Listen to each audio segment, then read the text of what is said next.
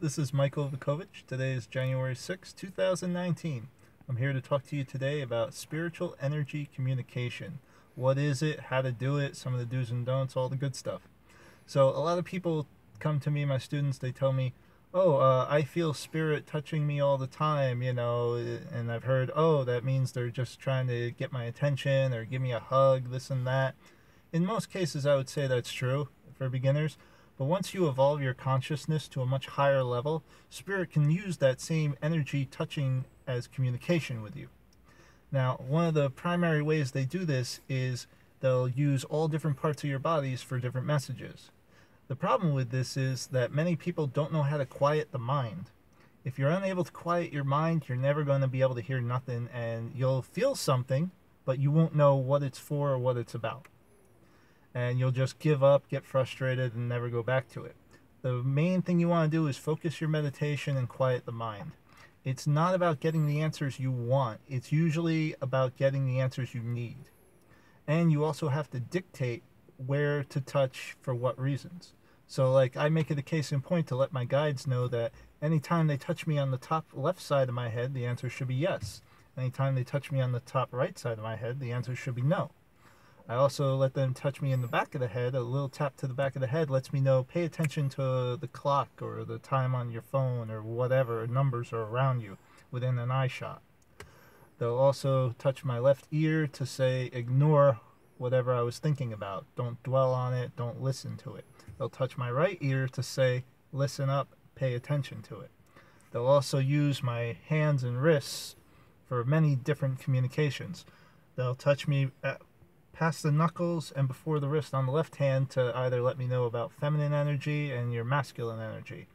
They'll touch me on the left side to say, hey, you're going to receive something. You should be willing to accept whatever's coming to you here. It's not about good or bad. It's more or less something's coming.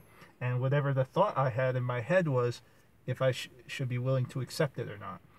They'll touch me on this side to let me know I should give more time and energy and whatever else to the problem or situation in order to solve it better.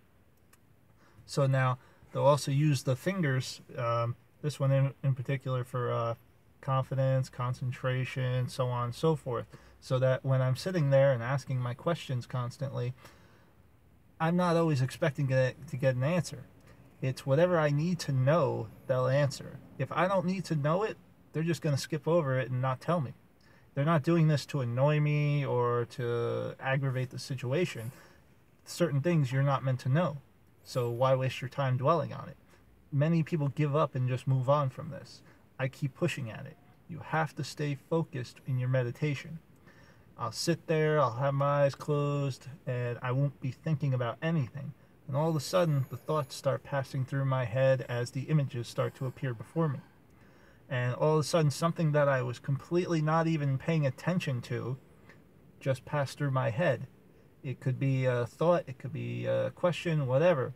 And all of a sudden, I'll be moving on to the next question or the next imagery before my eyes, and I'll hear a tap for yes. And I'll instinctively go, oh, okay, that last part was a yes.